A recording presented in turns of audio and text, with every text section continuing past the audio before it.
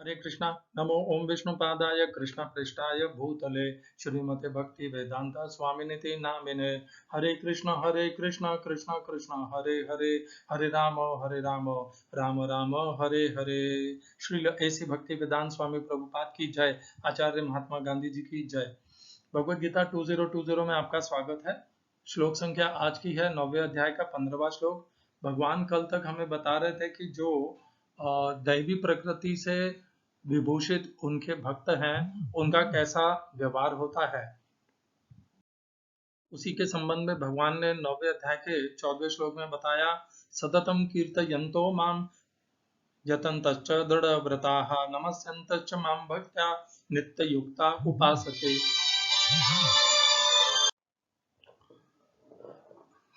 तो इस श्लोक में भगवान बताते हैं कि कैसे उनके भक्त कैसा व्यवहार करते हैं, सदैव उन्हीं में युक्त रहते हैं, संसार के भोग विलास ऐश्वर्य इन सब से दूर रहते हैं, सदैव भगवत प्राप्ति, उनके शरण, उनके प्रति समर्पण, उनकी सेवा और उनके गुणगान में, उनकी कथाओं में, उनके प्रचार में ही आनंद और तुष्ट दोनों रहते हैं।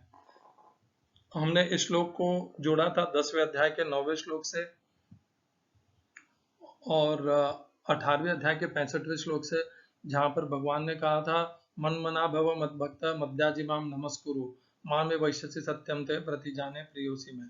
तो भगवान ने अनेकों बार इस प्रकार बताया और कल हमने उसका तात्पर्य में देखा था कि प्रभुपाद ने इसको सगुण साकार रूप के लिए बताया और यह भी कहा कि निर्गुण निराकार के लिए यह नहीं है और निर्गुण निराकार निम्न है, ऐसा भी प्रस्तावना थी उस तात्पर्य में।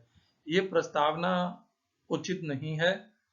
आप आज की श्लोक संख्या जब देखेंगे तो आज जो भगवान श्लोक संख्या लेंगे 9वें अध्याय के 15वां श्लोक, वह निर्गुण निराकार रूप में उनमें उनकी भक्ति करने वालों के विषय में है। भगवान ने 14वें श्लोक में सगुण साकार की भक्ति का मार्ग बताया, वो भी दैवी प्रकृति से युक्त होकर के ही होता है और दैवी प्रकृति से युक्त होकर के निर्गुण निराकार रूप में भी भगवान की भक्ति की जाती है, जिसके विषय में भगवान 9वें अध्याय के 15वें श्लोक में आज हमें बताएंगे। परंतु भगवान ने तो इन दोनों श्लोकों के बीच में ऐसा कोई भी नहीं, ऐसा कुछ भी नहीं कहा कि ये निम्न मार्ग है और यह श्रेष्ठ मार्ग है, परंतु हम मनुष्य कभी ऐसा अवसर नहीं चूकते कि हम दूसरे मत, पंथ, संस्था, विचार को कैसे नीचा दिखाएं। ये अच्छी बात नहीं है। भगवान जब खुद समानता है कहते हैं तो हमें भी सम बनने का प्रयास करना चाहिए, क्योंकि समता ही सफलता और सिद्धि और योग की सिद्धि और भगवान की प्राप्ति का मार्ग है। सम्यक सब कुछ समता होना चाहिए। ऊंच नीच भेदभाव ये समता नहीं है, ये कल्याण का मार्ग नहीं है। आज की श्लोक संख्या 9वें अध्याय का 15वां श्लोक, जिसमें भगवान निर्गुण निराकार की भक्ति करने का व्यवहार बता रहे हैं। ज्ञान यज्ञेन चापन्ने यजन्तो माम उपासते एकत्वेन पृथक्त्वेन बहुधा विश्वतो मुखम। हिंदी अनुवाद गीता यथारूप स्वामी प्रभुपाद। अन्य लोग जो ज्ञान के अनुशीलन द्वारा यज्ञ में लगे रहते हैं, वे भगवान की पूजा उनके अद्वय रूप में, विविध रूपों में तथा विश्व रूप में करते हैं। English translation Gita as it is Swami Prabhupada. Others who are engaged in the cultivation of knowledge worship the Supreme Lord as the one without a second, diverse in many and in the universal form. इस श्लोक में प्रयोग किए गए संस्कृत शब्दों के अर्थ हैं ज्ञान यज्ञेन, ज्ञान के अनुशीलन द्वारा, ज्ञान के यज्ञ के द्वारा, च भी अपि निश्चय ही अन्य, अन्य लोग, यजंतो यज्ञ करते हुए, यजन पूजन करते हुए, भगवान का कामना और भगवान की इच्छा को लेकर के प्रयत्न करते हुए। यजंत शब्द के ऐसे विस्तृत अर्थ हो सकते हैं। माम मुझको, उपासते पूजन करते हैं, तो पूजन करते हैं हम प्रयत्न करते हुए। यजंत का शब्द पूजन से उपासते से जुड़ा हुआ है। दूसरी पंक्ति एकत्वेन, एकांत भाव से, एकांत भाव से लिखना चाहते हैं प्रभुपाद वहां पर। एकत्वेन पृथक्त्वेन, तो कभी तो हम अपने आप को भगवान में देखते हैं और भगवान को अपने आप में देखते हैं, वह एकत्वेन होता है।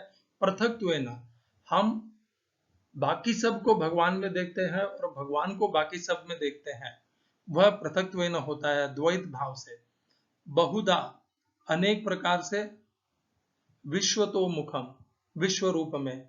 इस श्लोक का तात्पर्य गीता यथारूप श्रील प्रभुपाद द्वारा। यह श्लोक पिछले श्लोकों का सारांश है। भगवान अर्जुन को बताते हैं कि जो विशुद्ध कृष्ण भावनामृत में लगे रहते हैं और कृष्ण के अतिरिक्त अन्य किसी को नहीं जानते, वे महात्मा कहलाते हैं। तो भी कुछ लोग ऐसे भी होते हैं जो वास्तव में महात्मा पद को प्राप्त नहीं होते, किंतु वे भी विभिन्न प्रकारों से कृष्ण की पूजा करते हैं। इनमें से कुछ का वर्णन अर्थार्थी, ज्ञानी तथा जिज्ञासु के रूप में किया जा चुका है, किंतु फिर भी कुछ ऐसे भी लोग होते हैं जो इनसे भी निम्न होते हैं। इन्हें 3 कोटियों में रखा जाता है। परमेश्वर तथा अपने को एक मानकर पूजा करने वाले, परमेश्वर के किसी मनोकल्पित रूप की पूजा करने वाले तथा भगवान के विश्व रूप की पूजा करने वाले।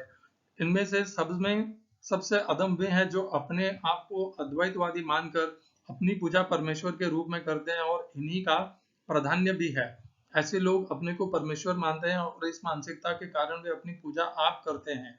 यह भी एक प्रकार की ईश पूजा है, क्योंकि वे समझते हैं कि भौतिक पदार्थ न होकर आत्मा है। कम से कम ऐसा भाव तो प्रधान रहता है। सामान्यतया निर्विशेषवादी इसी प्रकार से परमेश्वर को पूजते हैं। दूसरी कोटि के लोग वे भी हैं जो देवताओं के उपासक हैं, जो अपनी कल्पना से किसी भी स्वरूप को परमेश्वर का स्वरूप मान लेते हैं। और तृतीय कोटि में वे लोग आते हैं जो इस ब्रह्मांड से परे कुछ भी नहीं सोच पाते। वे ब्रह्मांड को ही परम जीव या सत्ता मानकर उसकी उपासना करते हैं। यह ब्रह्मांड भी भगवान का एक स्वरूप है। ओम अज्ञानतिमिरन्धस्य ज्ञानाञ्जनशलाकया चक्षुरुन्मीलितं येन तस्मै श्रीगुरुवे नमः। एकं शास्त्रं देवकीपुत्र गीतम् एको देवो देवकीपुत्र एव एको मन्त्रस्तस्य नामानि यानि कर्मापेकं तस्य देवस्य सेवा। हरे कृष्णा। तो प्रभुपाद ने जिस प्रकार से बताया 3 कोटि के निम्न भक्त है, ऐसा तो भगवान ने इन श्लोकों में कहां पर कुछ लिखा नहीं है। भगवान जितनी श्रेणियां हम मनुष्य बनाते हैं भक्तों की अपना वर्चस्व बताने के लिए, भगवान तो ऐसा कुछ करते नहीं है। यह कह सकते हैं कि कोई विकसित हो गया है, कोई प्रगति कर चुका है। जैसे हमारी यदि हम इस्कॉन संस्था में ही देखें तो कुछ महाराज बन चुके हैं, कुछ अभी भी ब्रह्मचारी हैं, कुछ अभी भी प्रभु के स्तर पर हैं। तो अलग अलग हमारे भीतर भी श्रेणियां हैं, परंतु क्या हम अपने आप को किसी को ऊंच नीच मानते हैं? ऐसा नहीं करना चाहिए। ऊंच नीच मानना सही बात नहीं है। दूसरे को नीचा दिखा करके उसको निम्न मारना अच्छी बात नहीं है। ये आध्यात्मिक प्रगति भी नहीं है। और जो प्रभुपाद ने ये कहा कि जो मनुष्य अपने को भगवान के स्वरूप मानते हैं वो तो निश्चित रूप से मूर्ख है और सबसे अधोगति को प्राप्त होने वाले हैं। क्योंकि कैसे हम अपने आप को भगवान के समान मान, कल्पना भी कैसे कर सकते हैं इसकी? इस बात में तो कोई भी संशय नहीं है कि जो भी मनुष्य भूल से या किसी के बहकाए हुए मोह में आकर के अपने को तथा भगवान को समान मान करके इस प्रकार की निर्विशेषवाद की पूजा करते हैं, वे तो मूर्ख हैं। क्योंकि इस प्रकार का निर्विशेषवाद तो भगवान ने भी भगवत गीता में नहीं बताया। भगवान ने भगवत गीता में जीव को भिन्न बताया है, अपने आप को पुरुषोत्तम बताया है, और कहीं भी यही नहीं कहा कि जीव और पुरुषोत्तम एक होते हैं। ये है वह उनकी मनोकल्पना है, पाखंडी लोगों का यह फैलाया हुआ जाल है। यह जाल बहुत मनोरंजन करता है हमारा, क्योंकि हर व्यक्ति भगवान बनना चाहता है, परंतु यह संभव है नहीं। हम भगवान कभी नहीं बन पाएंगे। हम अपने आप को इस संसार के चक्र से छुड़ा पाए तो ही हमारे लिए बहुत है। भगवान बनने का यह जो हमारे अंदर एक पागलपन है, मोह है, इसको तो हमें त्यागना ही होगा, क्योंकि ये पाप के अलावा और कुछ नहीं है। हमें भगवान के समान बनने के लिए प्रयत्न नहीं करना है। हमें अपने आप को पवित्र, योग्य और समस्त जितने भी भगवान ने बताया था कि जो उनकी मोहिनी प्रकृति है, मोग आशा, मोग कर्माणः, मोग ज्ञाना विचेतसः, इन सब से राक्षसी आसुरम, इन सब से मुक्त होकर के दैवी प्रकृति को धारण करना है। अपने मन, बुद्धि, इंद्रियों को भगवान में, भगवान की सेवा में, भगवान के भक्तों की सेवा में, भगवान को संसार रूप में जान करके समस्त संसार के चराचर प्राणी की सेवा में लगाना है। यह है भगवान की भक्ति, यह है दैवी प्रकृति। इस प्रकार के स्वभाव में परिवर्तन करना है। भगवान ने कहीं यह नहीं कहा कि तुम अपने आप को मुझ जैसा मानो, ऐसा भगवत गीता में कहीं वर्णन नहीं आया। तो निश्चित रूप से ये प्रभुपाद ने जो बताया है यहाँ पर कि ये तो निश्चित अधोगति को प्राप्त होंगे जो अपने आप को भगवान मान लेते हैं कि हमारे भीतर भी वही आत्मा है। अरे हम आत्मा है, वो परमात्मा है। आत्मा और परमात्मा शब्द का अंतर नहीं समझ में आता क्या? आत्मा परमात्मा कैसे बनेगा भाई? ऐसा कोई साधन न तो भगवत गीता में बताया है, ना ऐसा उपलब्ध है कि आत्मा परमात्मा बन सकता है।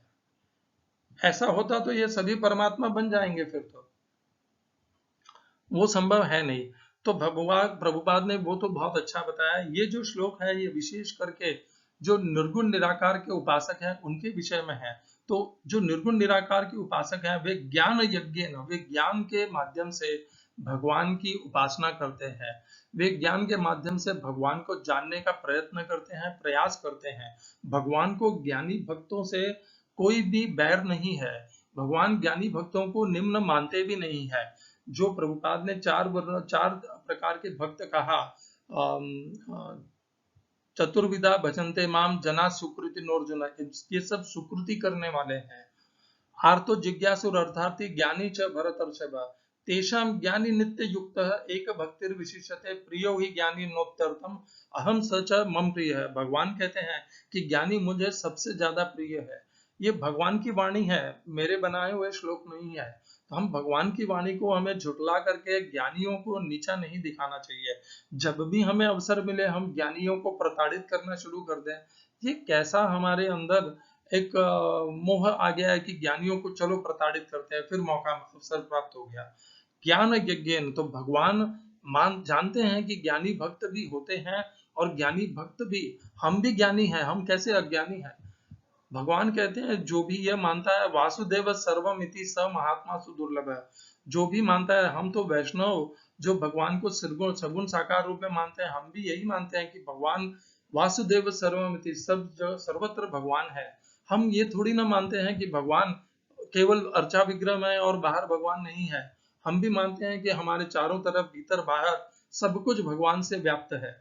ज्ञान यज्ञेन च अपि अन्य यजन्तो माम उपासते, तो ज्ञान के माध्यम से भी अन्य भक्तगण भगवान की उपासना करते हैं। दूसरी पंक्ति, एकत्वेन पृथक्त्वेन बहुधा विश्वतो मुखम, बहुत महत्वपूर्ण शब्द है ये एकत्वेन पृथक्त्वेन। एकत्वेन का अर्थ यहाँ पर जो है एकांत भाव से, अर्थात एकांत अर्थात भगवान को अपने में देखना, अपने आप के ऊपर स्थिर होना। एकत्वेन, एक यानी अपने आप पे स्थिर होना और स्थिर होकर के भगवान को अपने भीतर देखना और अपने आप को भगवान के भीतर देखना, यह होता है अपने आप पर अपना ध्यान मन बुद्धि इंद्रिय केंद्रित करना। और पृथक्त्वेन अर्थात हमारे अतिरिक्त बाकी जितने भी चराचर सब कुछ है उनके भीतर भी भगवान है और वह भी भगवान के भीतर है। इस भाव से पृथकता दिखती है। तो ये एकत्व का भाव और पृथकता का भाव, ये दोनों ही बहुत महत्वपूर्ण ज्ञान के अंग हैं। ये जिस मनुष्य में ये आ जाता है कि वो अपने और दूसरों को सबको भगवान के भीतर और भगवान को सबके भीतर दिखता है, वही तो वासुदेव सर्वमिति महात्मा वह कह सकता है। यदि हमने यह देखा ही नहीं, हमारी यह दृष्टि ही नहीं कि हम अपने भीतर तो भगवान को देखते हैं परंतु औरों के भीतर नहीं देख पाते, तो हम वासुदेव सर्वमिति कैसे कर पाएंगे? कैसे जान पाएंगे कि हम सब एक ही हैं? और वास्तविकता तो यही है, हम सब जितने भी जीव हैं सब एक ही हैं, भगवान के अंश रूप हैं और हमारा कोई भी भेदभाव हमारे भीतर है नहीं। बाकी जो भी भेदभाव है ये सब इस संसार के, इस सृष्टि के बनाए हुए भेदभाव हैं। रंग का भेदभाव, धर्म का भेदभाव, भाषा का भेदभाव, देश परिस्थिति का, काल का भेदभाव, ये सब हमारे बनाए हुए हैं। भगवान ने तो हमें सबको अपना अंश मान करके समान बनाया है। एकत्वेन पृथक्त्वेन बहुधा विश्वतो मुखम, इस प्रकार अनेकों प्रकार से एकत्वेन और पृथक्त्वेन और इसके अलावा भी अनेकों प्रकार से जो पूरे विश्व को भगवान में तथा भगवान पूरे विश्व को भगवान में तथा भगवान को पूरे विश्व में समाया देखते हैं, वह इस प्रकार ज्ञान के माध्यम से भगवान से जुड़ते हैं। तो ये पहली बार तो भगवान ने बताया नहीं। तो इस श्लोक को और विस्तार से समझने के लिए कुछ और श्लोकों को जोड़ेंगे हम यहाँ पर। सबसे पहले जो सबसे महत्वपूर्ण श्लोक है 5वें अध्याय का 19वां श्लोक, इहैतैर्जितस्सर्ग येषां साम्ये स्थितं मनः निर्दोषं हि समं ब्रह्म तस्मात् ब्रह्मणि ते स्थिताः। इस जीवन में, इस पृथ्वी पर, इस मनुष्य लोक पर उसने मन को जीत लिया है जिसका मन समता में है। मन यदि ऊंच नीच भेदभाव में है तो वह मन को जीतना नहीं है। और जब हम इस प्रकार भेदभाव को शून्य कर देंगे, समता में स्थिर हो जाएंगे, तभी हम दोष दृष्टि से मुक्त होंगे। तब हम क्या बनेंगे? निर्दोषम। तो इसकी दूसरी पंक्ति में कहा है निर्दोषम ही समम ब्रह्म। भगवान कैसे हैं? निर्दोष हैं। भगवान भेदभाव नहीं करते। सुदामा गरीब है तो भगवान उसके साथ भेदभाव नहीं करते, और यदि कोई अत्यंत पापी भी है तो भी भगवान उसके साथ भेदभाव नहीं करते। भगवान पापियों को भी क्षमा करने का अपने अंदर पूरा भक्त वत्सल है, शरणागत वत्सल है भगवान। भगवान राम का चरित्र वैसा ही है, कृष्ण जी का भी है। उनके शरण में जो आया उन्होंने उनको क्षमा कर दिया। भगवान ने उनको दंड नहीं दिया, परंतु जो भगवान से विरोध किए, भगवान को जिन्होंने प्रतिकार किया भगवान का और प्रतिशोध की भावना से उनसे युद्ध किया, उनका भगवान कृष्ण ने नाश कर दिया। तो निर्दोषम ही समम ब्रह्म। हमें इसी जीवन में भगवान कृष्ण के जैसे निर्दोष बनना पड़ेगा। हम दूसरों के दोष दृष्टि देखते रहेंगे कि अरे ये तो निर्गुण निराकार का उपासक है, ये हमसे निम्न है। या निर्गुण निराकार वाले सोचेंगे कि अरे ये तो सगुण साकार अर्चा विग्रह की पूर्णा करने और पूरा पूजा करने वाला है, ये तो मूर्ख है, इसको कुछ ज्ञान ही नहीं है। तो इस प्रकार की ये जो भाव हैं, दोनों ही विपरीत भाव, ये दोनों ही व्यर्थ के भाव हैं और दोनों ही दोष युक्त हैं। निर्दोष तो वह है जो दोनों में समान देखता है। आप अपने आप को दोनों में समान देखने का भाव बताइए। आप अपने आप को सगुण साकार की भक्ति में लगाइए, परंतु निर्गुण निराकार के उपासकों के प्रति द्वेष मत रखिए, उन्हें नीचा मत देखिए, उनका अपमान मत कीजिए। तब आप निर्दोषम ही बनेंगे। निर्दोषम ही समम ब्रह्म। यदि हम निर्दोष बनेंगे तो क्या करेंगे? हम भगवान को प्राप्त हो जाएंगे। तस्माद, तब वे ब्रह्मणि ते स्थिता, भगवान को प्राप्त हो जाएंगे, ब्रह्म में स्थित हो जाएंगे। स्थित होना अर्थात हमारा मन बुद्धि, हम इस संसार को त्याग करके भगवान के परम धाम को प्राप्त हो जाएंगे। तो भगवान के धाम को प्राप्त करना है तो निर्दोष तो बनना ही पड़ेगा, दोष दृष्टि से मुक्त होना पड़ेगा। ये जो निर्गुण निराकार और सगुण साकार का द्वंद्व है, इस दोष दृष्टि से भी मुक्त होना पड़ेगा। अब आगे बढ़ते हैं 6 अध्याय के 4 श्लोकों पे, 29, 30, 31, 32। इनमें भगवान इसी प्रकार के अपने निर्गुण निराकार की उपासना का अच्छे से वर्णन करते हैं। सर्वभूतस्थम आत्मानं सर्वभूतानि चात्मनि इक्षते योगो युक्तात्मा सर्वत्र समदर्शिनः। जो सर्वभूतस्थम आत्मानं सर्वभूतानि च आत्मनि, जो समस्त भूतों में भगवान को उपस्थित देखता है और समस्त भूतों को भगवान में उपस्थित देखता है, इस प्रकार योग से युक्त हुआ मनुष्य निर्गुण निराकार का उपासक या सगुण साकार का उपासक वह सर्वत्र सब में सम देखता है। समता, समता दैवीय गुण है और असमता मोहिनी राक्षसी आसुरी प्रकृति है। अगला श्लोक, योमाम पश्यति सर्वत्र सर्वं च मयि पश्यति। जो भगवान को, योमाम पश्यति सर्वत्र सर्वं च, जो भगवान को सब जगह वासुदेव सर्वमिति इस दृष्टि से देखता है, सर्वं च पश्यति और सब कुछ भगवान में देखता है, तस्या अहम न प्रणश्यामि, वह मुझको कभी नहीं भूलता, और सच में न प्रणश्यति, और वह मेरी दृष्टि से कभी ओझल नहीं होता। तो कितना भगवान उससे प्रेम करते हैं, ऐसा प्रेम तो भगवान किसी किसी के लिए करते हैं। हरे कृष्णा। भगवान उसे कितना प्रेम करते हैं जो इस प्रकार की निर्गुण निराकार की दृष्टि रखता हो या सगुण साकार की दृष्टि रखता हो। तो हम उनसे घृणा द्वेष क्यों करें? और इसके अगला श्लोक में भी भगवान यही कहते हैं, सर्वभूत स्थितम यो माम भजति एकत्वम आस्थितः सर्वथा वर्तमानो अपि स योगी मयि वर्तते। जो समस्त भूत प्राणियों में कहा है, केवल मनुष्यों में नहीं कहा है, समस्त भूत प्राणियों में मुझको देखता है और इस प्रकार सबकी सेवा करता है। भजति, सबकी सेवा करता है, सबसे प्रेम करता है। वो सदैव मेरे साथ अपना व्यवहार करता है उन प्राणियों के माध्यम से, और वह मेरे में ही स्थित रहता है। भगवान ने निर्गुण निराकार या समस्त प्राणी मात्र की सेवा करने को अनुचित नहीं कहा है, उसे तो उचित कहा है। और भगवान ने कहा है कि वह करना चाहिए, वो करना पाप नहीं है। सहयोगी मई वर्तते, मेरे साथ वह बता अपना ऐसा व्यवहार करता है, भगवान को उनसे द्वेष नहीं है। तो ये जो हमें सिखाया जा रहा है यह अनुचित है, सही भी नहीं है। निर्गुण निराकार की माध्यम से उपासना करना भगवान ने उसे कहीं भी गलत नहीं ठहराया है। अब हम आ जाते हैं ये सब श्लोकों का माध्यम जोड़ करके 9वें अध्याय के 15वें श्लोक में, ज्ञान यज्ञेन चा अपि अन्ये यजन्तो माम उपासते एकत्वेन पृथक्त्वेन बहुधा विश्वतो मुखम। तो अपने में और दूसरों में, अपने में भी और दूसरों में भी भगवान को देखना, और अपने आप को और दूसरों को भी भगवान में देखना, ये जो दृष्टि है ये दृष्टि निम्न श्रेणी की नहीं है। इस प्रकार की दृष्टि के उपासक निर्गुण निराकार के भी हो तो वे भगवान को अत्यंत प्रिय हैं। आधार है 6 अध्याय का 29, 30, 31, 32 इन श्लोकों का। इस श्लोक में भगवान उन्हें अपने प्रिय बताते हैं, और मैं भगवान के बताए हुए श्लोकों को काटना नहीं चाहता।